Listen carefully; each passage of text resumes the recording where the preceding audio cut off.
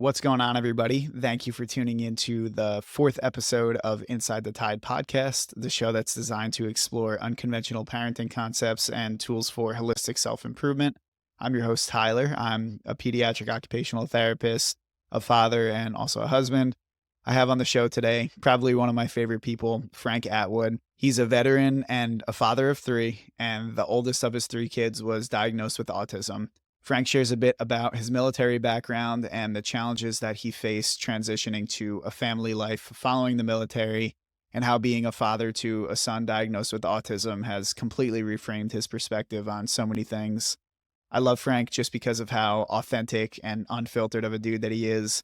And he's the type of guy that I feel everyone can learn at least one thing from. So I'm confident you'll take something valuable away from listening to this episode. Be sure to subscribe to the podcast and leave a review if you enjoy this episode. And let's get into it.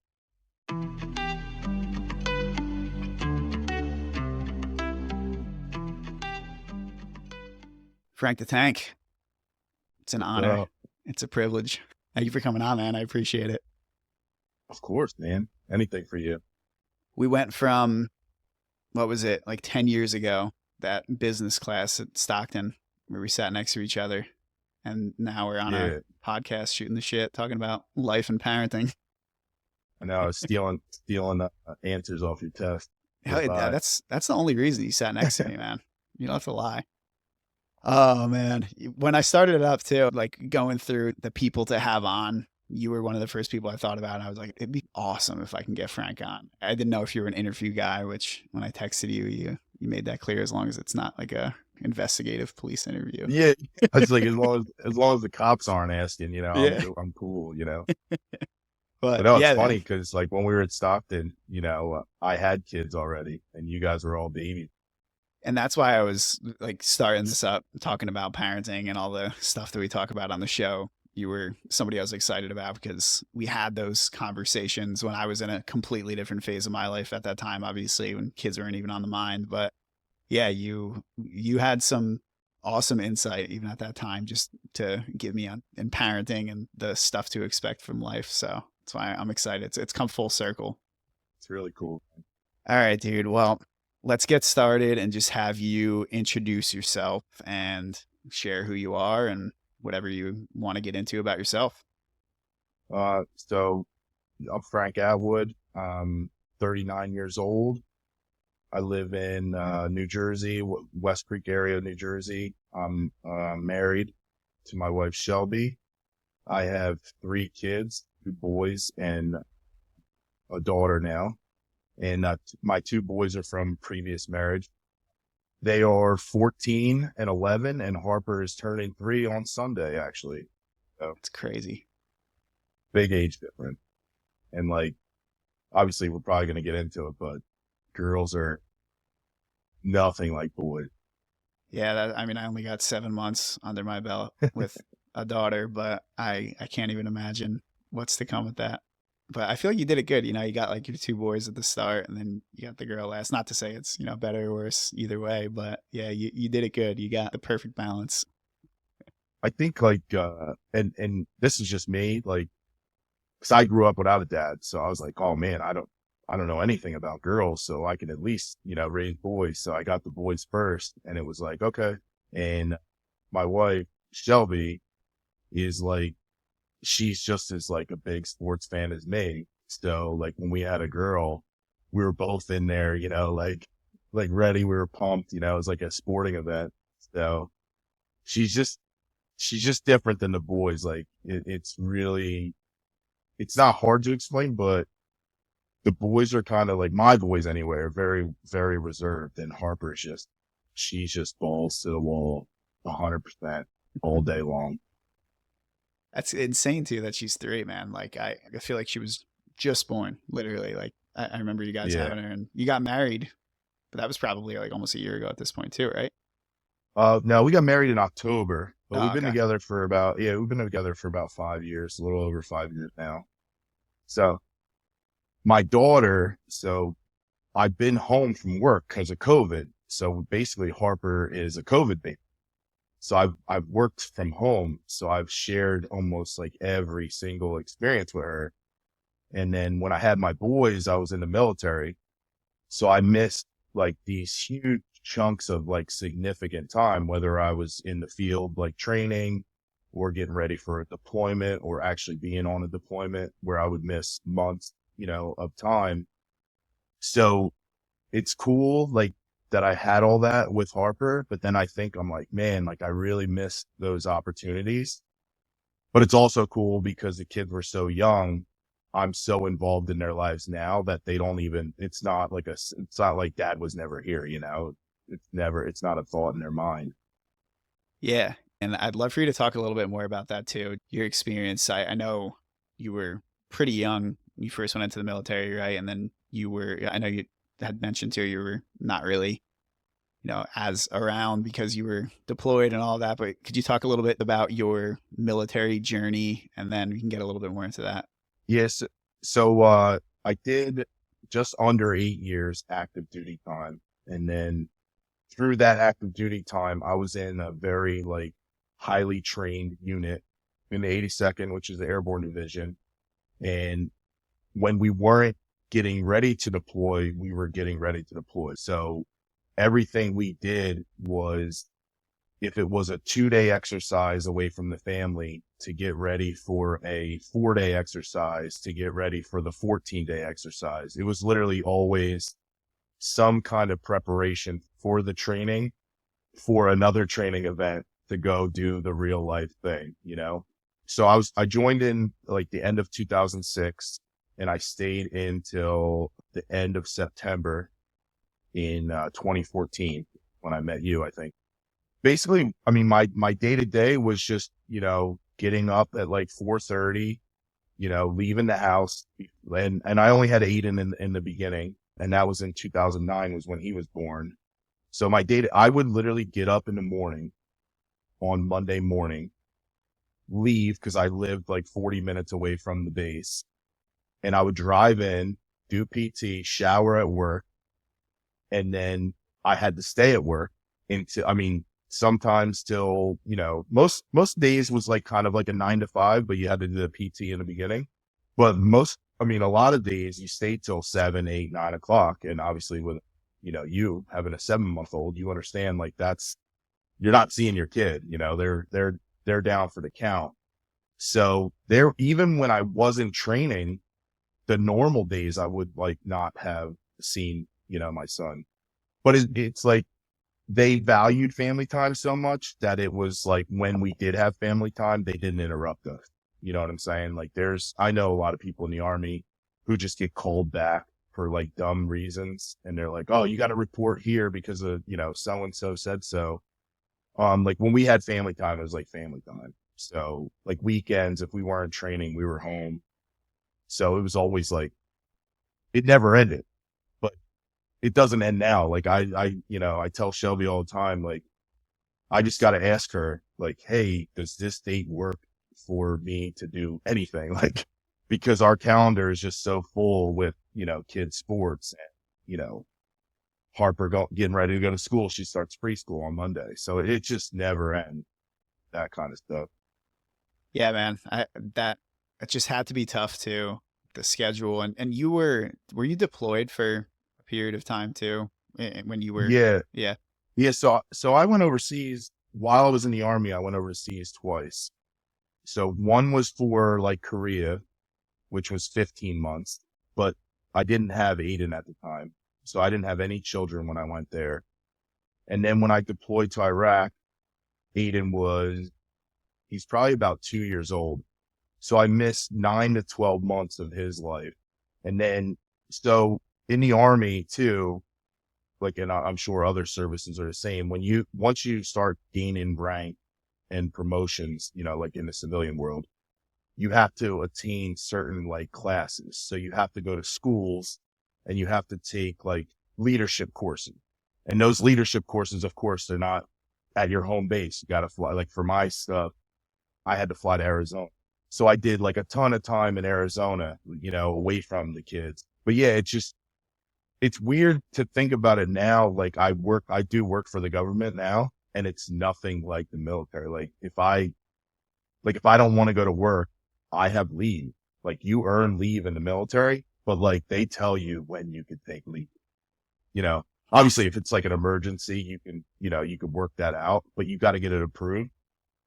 Like my government job is literally just like a normal job. Like if I don't feel good, I just wake up, I either call somebody or text somebody like, hey, I'm not coming in. And it took a while for me to get adjusted to that. Cause I'm like, man, I'm sick, but I think I have to go in. And like, I realized like, no, you actually don't have to do anything. You could fucking say you don't want to go to work, And it didn't work like that in the military because you went to work. You didn't call out because if you called out, then you were AWOL, which is absent without leave, and then you were in trouble. So Yeah, it's got to be such a transition to not that kind of being all you know, and then going back into a world where it's like, oh shit, I have like freedom to do some of these things, and it's not wrong to take time for myself and do all that. But yeah, and that kind of leads into my next question too. Like how was that transition once you were out from that military lifestyle? And I know you weren't necessarily deployed for the entire time that you were in, or the majority of it, but just to transition from that life to like more of a family life. How was that transition for you, and what were certain challenges, and what were some things that, looking back now, that you kind of learned about that transition and how to manage it? well, I mean, you know that I'm divorced, so I'm married again. So the transition wasn't easy. Let's just say that. In the military, you're around like-minded people. Like there are many days where you're stuck with those people for a significant amount of time. And like I said before, even with like work now, you can't just up and leave and be like, fuck this guy. I don't want to be around this person. You have to be with those people. Like you can't just be like, oh, I don't feel good, I'm going to leave for the day. So it was a very tough transition because I went from being in charge and leading, 15 people on a daily basis, having to know every single thing that they were doing, to doctor's appointments, to where they were at every, someone asked me, you had to be accountable for every single one of those people. And then like I went home, I literally got out of the army and I started Stockton right away. And I had 4 classes for 4 hours a week. And I was like, what? Like, and my kids were in school. They were old enough to go to school full time. So if I wasn't at school, I was just, chilling, being a dad, which was pretty awesome. But that like in between time was like what I struggled with the most to kind of, figure out what I was going to do. When I got out and I went to Stockton, I was like, oh, I'm going to be in law enforcement. I just did the stereotypical, oh man, I was in the military, I'm going to be a cop. I'm like a crim major and a psych major, like a dual major. And I'm like, I don't want to, at all, you know, like from then on, whether my oldest son, he has autism. So he had, like speech, OT, he had a lot going on. He had a lot of sensory issues when he was younger. So I'm very fortunate that I did get out at that time because I was able to be there to make sure like I went to every single thing. I went to the IEPs. Like I honestly, like when I was in the army, I just had, my ex-wife do everything because I couldn't be there. So obviously we would have the conversations and I would know what's going on. But at the end of the day, it didn't matter. Like I couldn't be there physically. So like when they did the IEPs and stuff like that, I had no input. I would just read it and kind of be like, yeah, that's my son. But at the same time, I didn't really know him like that, like not saying I didn't know my son, but I didn't know him to the extent of what the schools knew him because they were with him more than I was. But then when I got out the army, I was like, oh yeah, that's my son. Like, this is what he needs. And I like started fighting for everything. And I was very heavily involved and, I still am. I'm all in, and that's like I know I get paid to do something for the government, but my job is, that's all I really, that's my number one goal. Obviously I want to be a great husband to my wife too, but I want to be the best dad that I can be. Yeah, and of my friends at the time too, Okay, it said I was a very different point in my life, but that's the one thing that I noticed at that time. And then obviously, as you and I continued to stay friends as the years went on, was that you were always just like prioritize being a dad, which is awesome. But I mean, especially hearing to the journey before that, which I knew some about and knew some of what you were going through, and just kind of what led to who you were when we met at that time. But you always prioritize that, and inspiration for me too. At the time, being a little 22-year-old asshole that I was, that didn't want to Nah, hear you're good. anything.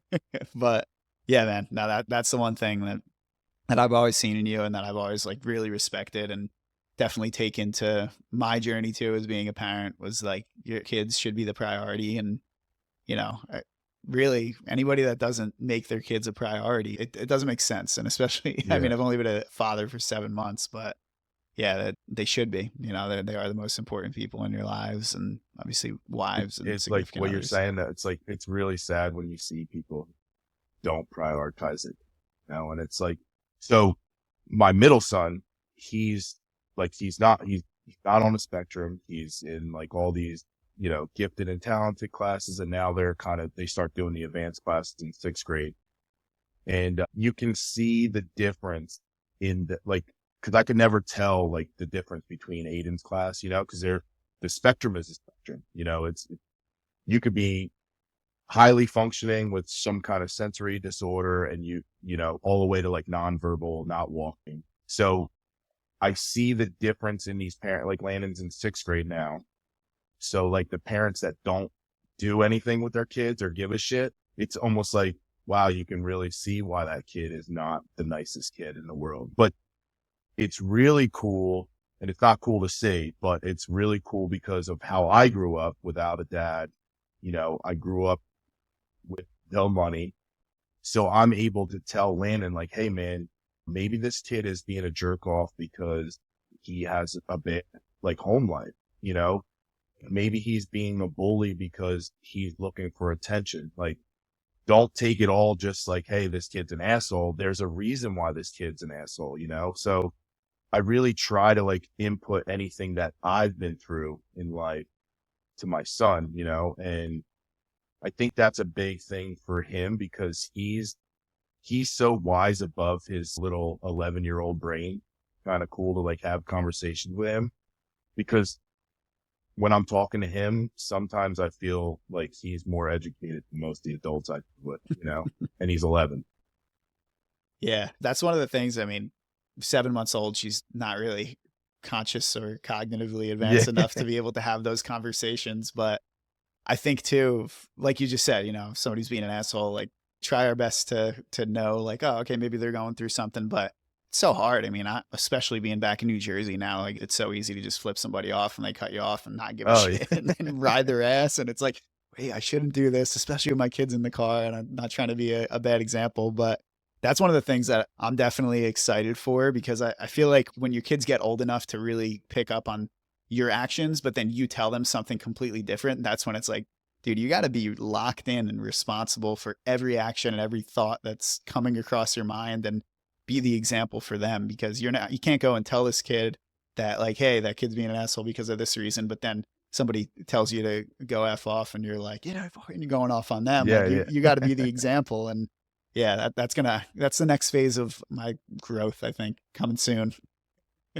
I think too, like, my son's really into flag football, and obviously I played football for a long time, and it's really cool because a lot of these kids that I coach, like, they've never really been told like they stink, or like, not even that they stink. They've never been told like, hey man, like, pick it up. Like, you're not better than anybody else. You got to work, and it kind of, it's one of those things where it's like the parents that I coach, they always like thank me after the year because they're like, man, I could never say that to my kid. And I'm like, why not? Like, be real with your kids. And like, that's kind of the approach. I'm not going to be like, hey man, you fucking suck. Like, you suck as a kid. To a 10-year But old. like, if he's not like doing what he's supposed to do as a young man, I'm going to be like, hey man, like, this is not like what we do. But at the same time, I use a lot of the coach, like, cause that's who my father figures were. They were the coaches in my life because like I said, I grew up without a dad, and my brother is 2 years older than me. So he was more like a father figure, like in more of the preparation stuff. Like, hey man, you got to put this shirt on. You gotta, you gotta wear this. This is how you look professional.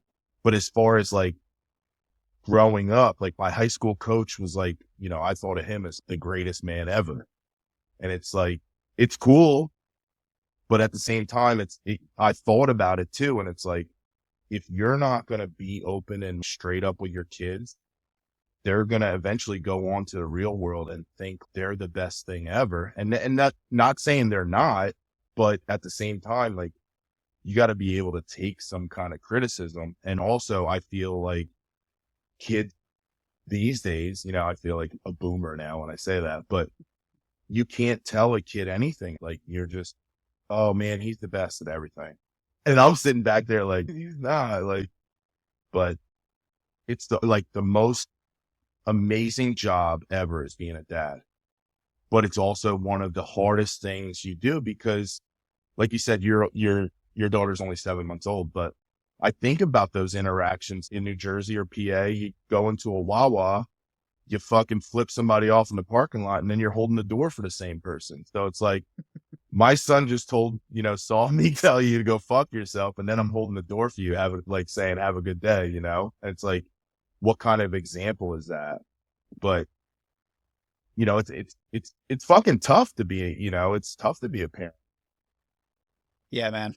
It is. It is. It just holds you to that utmost level of responsibility for yourself and your actions and all the things that you do. And yeah, to your point also about that, just being authentic, and your kids need to hear that. And it's the balance. I mean, in previous episodes, we talked about that too, just the balance of really everything. But if you're going to be authentic and be true and speak the truth to your children, that also needs its balance. And you can't always tell them what they want to hear because, like you said, when they get older, there's going to be a point where they hear something they don't want to hear and they have no coping skills or no ability to do that. So, and I feel like, yeah, being a coach is probably an amazing example of that for you to be able to take to your kids and into parenthood for yourself. But yeah, that's it's fun, man. But I totally could picture you just like screaming at an 8-year-old.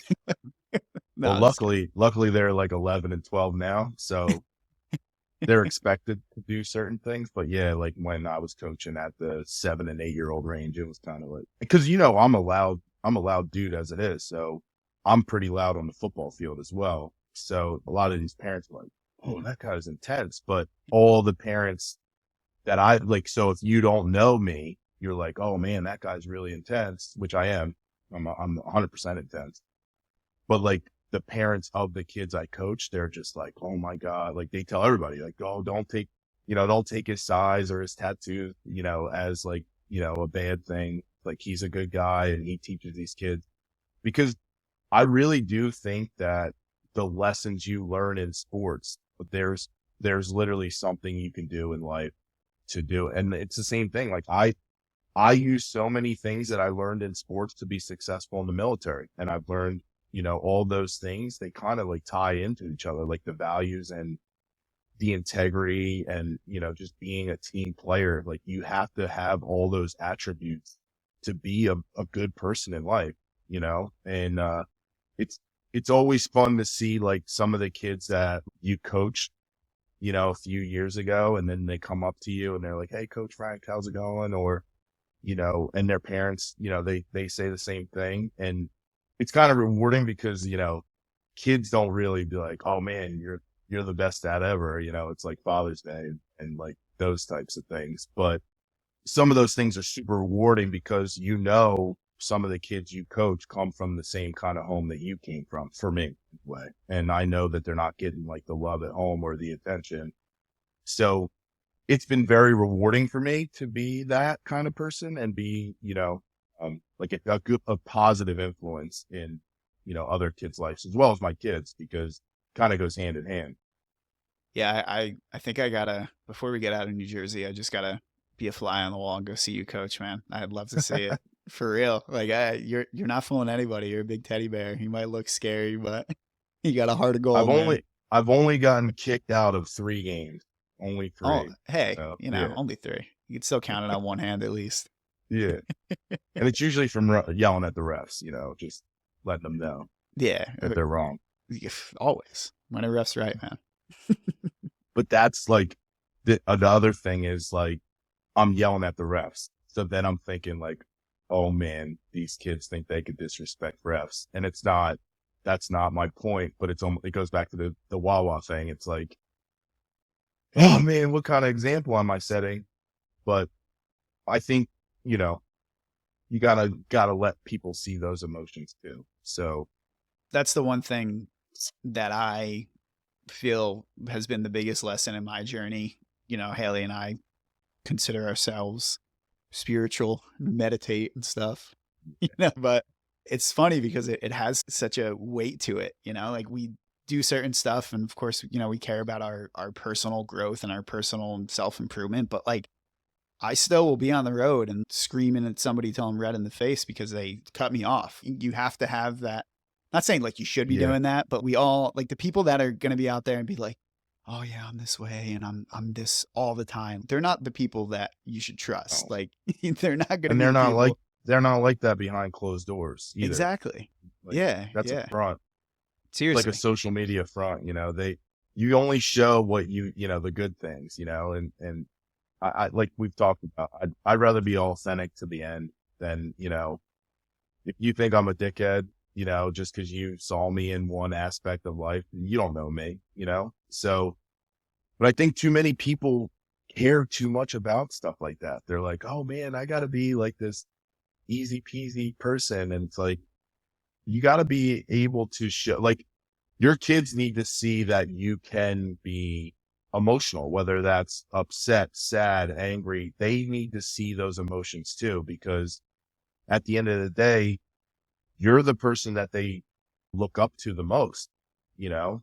And I know you guys are spiritual, and I don't take anything away from that. That's awesome. I have, my higher power. I stopped drinking to like, I just, I feel like you have to do those things when you get older and you grow and you become not even a better person. Just you realize that, hey, I'm not 25 years old anymore.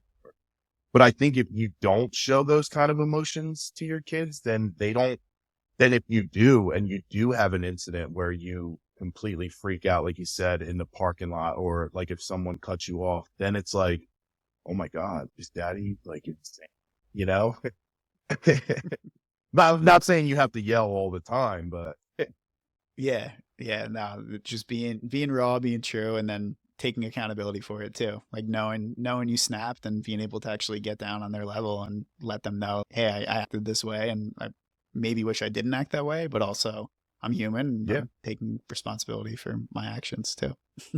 Well, and then it's like an easy situation cutting them off. You could be like, oh, well, daddy lost his cool, but he was just worried about the safety of us in the Yeah. vehicle, and it's like, and it's not true, but that kind of brings it, like you said, to their level of like, oh man, dad is just protecting me. Like that's all they would hear. That's a whole thing too, man. Like when we Haley's got a video of me just absolute psychotic when we drove home from the hospital. And I'm like whispering under my breath. Never been so close to the wheel. I'm like, slow down, buddy. Little comments under my Yeah. breath. But when you got a kid in the car, dude, completely different. You could drive, and people could do certain things and you'll say what you got to say to them when you're on the road. But when you got a kid in the car, it's like, yeah, it's hard not to like get into that primal instinct to want to Oh, protect well, and yell. especially like the first drive home, like that, first off, you're out of your fucking mind thinking about like, how the fuck am I going to do this? And then, you're like, oh shit, someone cut me off. All right. You got a million motions going on when you're first bringing that baby home. You're thinking of, okay, I'm going to get home. I'm going to do this. I'm going to make sure that, everything's done and everything's set. Like, and like for us, is my dog going to freak out? Like, did I bring the right blanket home so he can kind of smell her to make sure like he likes her, or is she going to like him? And you're literally thinking of all those things. And then someone cuts you off. You're like, motherfucker. Like, You're not there. You're not in that moment. No, Yeah. and then you're gone. You're like, all right. But luckily for you, again, she's 7 months old. She's not going to know you freaked out until, later on. Yeah. Yeah. I got some time. Got some time to work on that. New Jersey's the place to do it too, man.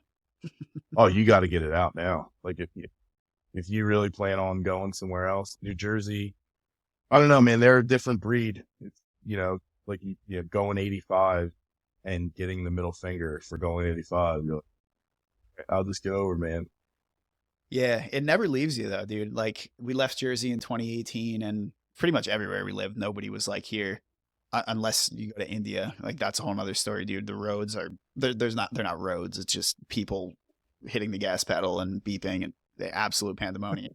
but and the other crazy thing is that nobody has road rage there. Nobody yells at each other, and somehow nobody gets in accidents, but everybody's driving an inch from your bumper, an inch from your door, and crazy. But yeah, coming back here, like you said, it's a different breed. Like driving, we went to Manhattan a few weeks ago, and I drove in and just insane, man. Like very different, whole different world up here.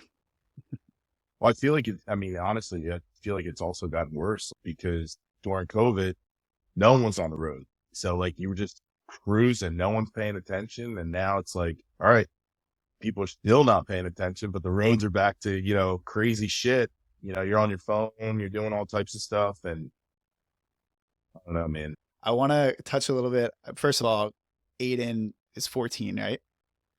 Yeah, he just turned 14 in October. Dude, that's insane. I saw a picture recently on your Instagram. Like he's a little man. He's got like a mustache and everything. Bro, he's got facial hair, armpit hair. It's wild. He's just an awesome dude, man. He's the dude. Like he's so cool, very respectful. The only time he gets mad is I can't even like really think of when he gets mad, but it's like when he's sick and he can't stop his nose from running. You know what I mean? Like he gets mad at his nose. Like that's just like, Yeah, he is an awesome guy, and I've never actually even met him, but just everything I've heard from you and just all of the amazing things that you post too with him, he just seems like such a amazing soul, huge heart, awesome guy. And I want you to talk a little bit too, just on how having a child diagnosed with autism has positively impacted your life and the people around you. Myself working with them, just children diagnosed with autism are an amazing subset of people, and they have huge hearts. And there's a lot of misunderstandings and a lot of things that need to really be met where they're at for tons of different things, and they all present very differently and have kind of their own sensory things like you were mentioning. But yeah, if you could touch a little just on how having Aiden in your life has really positively impacted you and people around you and your outlook on life as well. I honestly think that they say you only get dealt the cards that you can handle, and I remember being 24, 25 years old, having Aiden, prototypical dad, big sports fan, thinking like, oh my God, this is my boy. We're going to play basketball. We're going to play football. We're going to baseball. And we knew very early that something just wasn't right. And luckily we did everything that, with early intervention that we could. It makes you become like, I wouldn't say like I'm not a sensitive person, but it really brings out the real person you are, because at 24, 25 years old, I don't know if anybody's ready to be a father, and to then deal with all of the stuff that goes with having an autistic child, it's really tough because he had a lot of health issues at birth. He had tracheal Malaysia, where basically when he would breathe, instead of his like flap opening and closing, it would literally like get stuck. So there would be times where he would stop breathing and he had to sleep on one of those mats that notify you, like it's like a buzzer. So like every time I was home, I was always literally like over top of his crib and bassinet, whatever he was in at the time, just making sure he was breathing. And then that like kind of turned up the medical stuff. And then we were like, oh, what's this about? And actually, they didn't think he was autistic at first. They thought he had like rare genetic disorders, which he still could have because there's a lot of autistic traits that belong to a lot of these genetic disorders. So then we went on like a rat race of these genetic testing. Like I'm telling you, like when I was stationed in North Carolina. So I had two of the best hospitals in the United States. I had Duke and I had UNC right there. We were at UNC and Duke probably for like the first 3 years of his life. We were regulars there. So he did like a lot of ear, nose, and throat stuff. He had a lot of testing because he had like his fingers didn't have like certain parts. They had like the joints. So he like actually looked like he had like the skeleton fingers. So they thought there was some kind of rare genetic disorder there. And then when I left the military, we were seeing someone at Robert Woods Johnson, who was like one of the top geneticists in the United States. And she scared the life out of us. She was like, he has this, and it was some kind of disease. It basically takes the sugar in your body and it pulls it out of you almost. And it like ages you inside. And you basically like, it's not like Benjamin Button, but basically you go from like 5 years old to like 50 and like none of these kids, it's called San Filippo. It just came to me. You basically, no kids live to like 18. And this lady was like, your son, I'm pretty sure he has it. And like anybody, you get on WebMD and Google as soon as you leave there, and we freaked the fuck out. I think we cried literally all the way home. And Aiden's in the back just, jamming to like whatever he had on his tablet. And we thought the worst thing ever. So it's one of those tests where you have to like send out a state. So it wasn't covered through the insurance. It was one of those like you had to send it to a lab outside of New Jersey. So I remember for like 3 weeks, we literally didn't know. We just think our kid's dying. At this point, we're like, holy shit, like let's cherish. Not saying you don't cherish every moment with your kids, but you're like, in that moment, you're like, holy shit, does he have like this rare, thing? So we get this phone call and the lady, the secretary's like, hey, the doctor needs to see you guys immediately. When can you come in? So of course, when you hear that on the phone, you're like, okay, we're just confirming like this is the worst news. And they didn't tell us anything over the phone. So we're fucking losing our shit. And like we get to the doctor's office and we wait because it's like a pretty busy place up there at Rutgers. And we come in and the geneticist is like, what's wrong? Because we're literally crying, emotional. And she's like, oh, no one told you? And we're like, no. She's like, oh, Aiden doesn't have this. And at the time, like I freaked out. Like I was like, are you kidding me? Like, why didn't anybody tell us over the phone? And then, I wasn't like crazy, but I was just making sure they understood, like, you don't do that. And like, they apologized up and down. And then we continue with like OT, speech. Aiden had such bad sensory issues, like the noise to the buzzer freaked him the fuck out. So when he needed a haircut, I had to hold him in my chest, and you see how big he is now. So I'm holding him, and like they would shave his head, and literally I would have to whip him around and he'd fight me the whole time. Same thing with like going to the dentist. It's insane the work that like you do, and like all the, I love like OT, PT, the speech people. I have so much respect for them and the patience that they have. Aiden's fully functioning. He can get his hair cut now.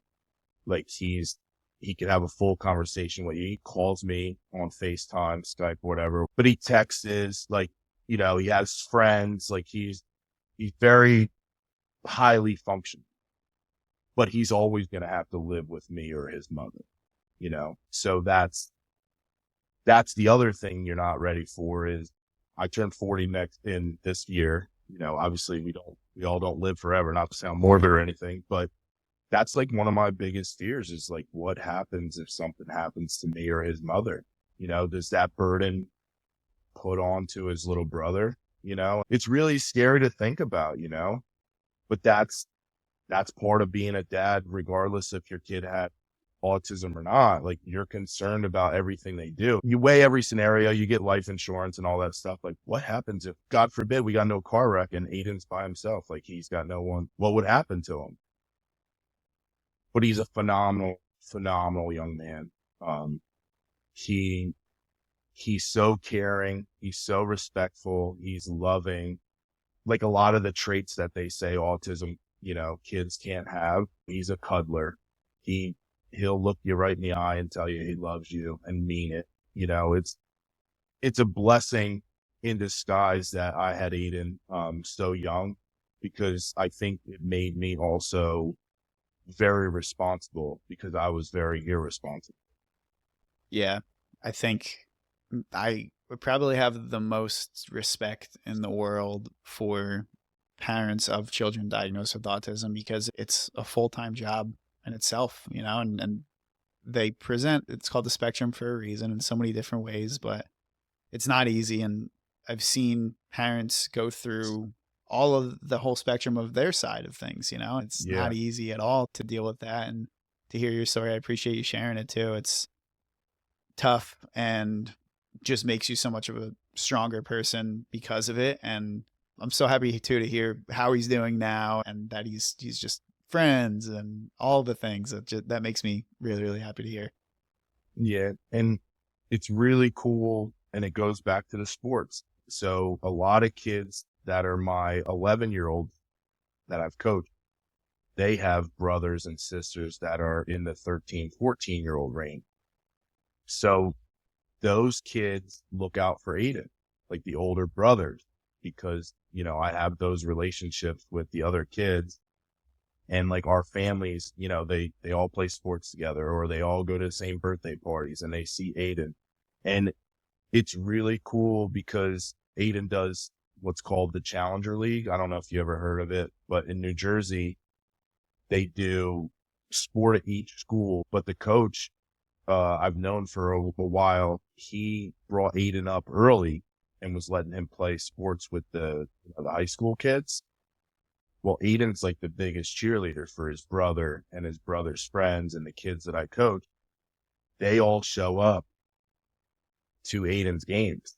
Like, he plays on Sunday morning at 10 a.m. and the kids all show up, and like, it's so fucking cool. Like, it's really, really cool that they do it. Yeah, they're the light of the world, honestly.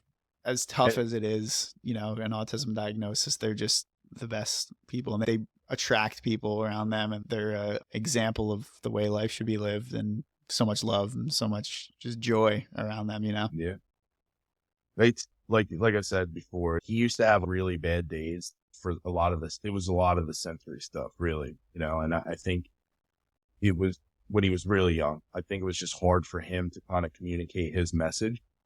And then once he got over a lot of that sensory stuff and he was able to communicate what he wanted or how he wanted to do things, dude, you can't be around Aiden and not smile. Like, it's impossible. They'll just walk up to you and be like, "What's up, brother? Like, what's going on?" And you're like, "Dude, this kid's fucking awesome." Like, you know, and my son is my 11-year-old is so shy, and Aiden just walks up to people like, "Hi, I'm Aiden. This is my brother, Landon." Like, he just does it all the time. And it's like really cool because it lets, it kind of breaks up that shyness for Landon.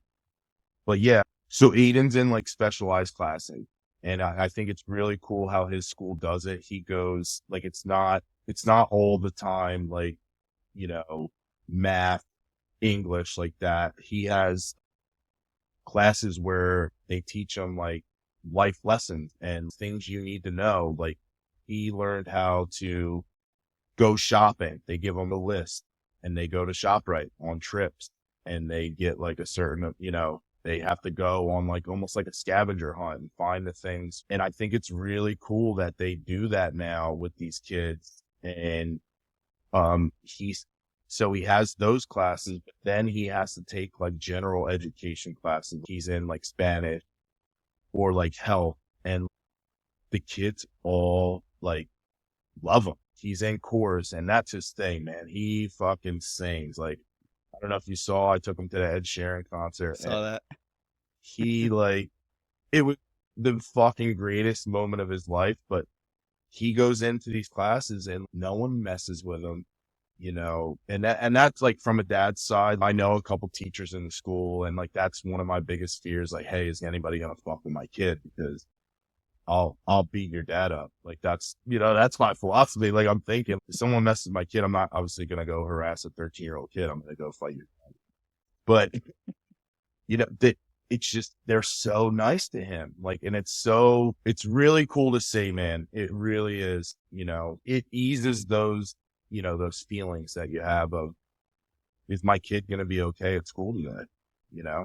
I think every parent worries about their kid getting bullied or, hurt, but a kid with autism is more targeted than regular, not a regular kid, but, someone without autism. So it gives you that like calming, but you're always thinking, you're always thinking about it.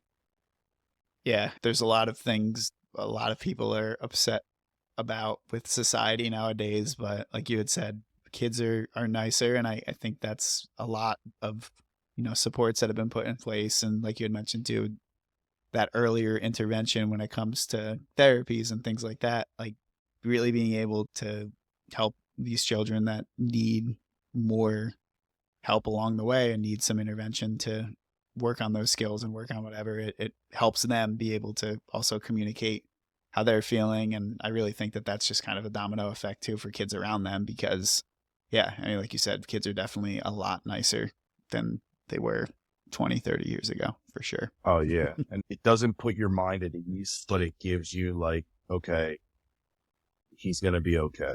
Yeah. And he's with a bunch of people that really care about them, and not only that of the kids, but the people in place.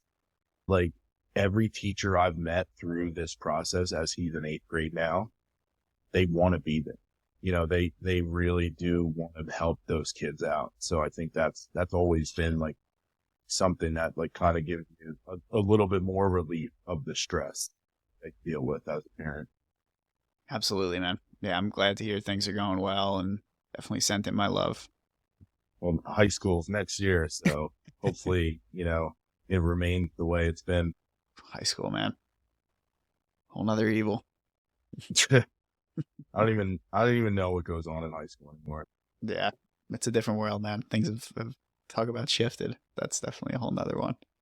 I just hear my kid, the 11-year-old Landon, on Fortnite and the things that these kids say. It's like, yeah, for real. Well, I got one question for you. I ask all of my guests that come on the show, same question to close out. If you could offer just one piece of advice to listeners, whether it is a mindset tip or a practical parenting tip, what would that be and why? I think what we were talking about before, just be real with your kids. Kids can detect bullshit more than you think. And the realer you are, the more that I'm telling you that they're going to respect you as they get older. Without a doubt. So. Yeah, I agree. Well, dude, it was a pleasure connecting. And hell yeah, brother. I'm happy you came on. Yeah, no police investigation interviews, just shooting the shit interviews. Yeah. You didn't see me. Yeah, No, yeah, we know. All right, dude. I appreciate it. This was fun. And yeah, thank you so much for coming on. Thank you for the time tonight. Well, thanks for having me, man. I really appreciate it. Awesome catching up. I hope you and Haley are doing well, and that little bundle of joy you got over there. Of course, man. Well, much love, everybody. Thank you for listening, and we'll see you next time. Thank you so much for listening to this episode. I hope you guys enjoyed it. If you did enjoy it, please subscribe, leave a review, and share the show with a friend. Inside the Tide is now streaming on all podcast platforms and YouTube, and links to the social media pages can be found in the show notes below. I mentioned it last week, but I'll soon be publishing my first book that provides parents more in-depth content on why nature is important for your kids, along with almost 50 activities that you could perform with your children in different outdoor settings. It'll be available for purchase on Amazon, and I'll be putting the pre-order link and announcing the launch date on my social media pages soon, so be sure to keep an eye out for that. And that's about everything. Appreciate every single one of you guys for tuning in today and taking the time to listen. I will see you on next week's episode.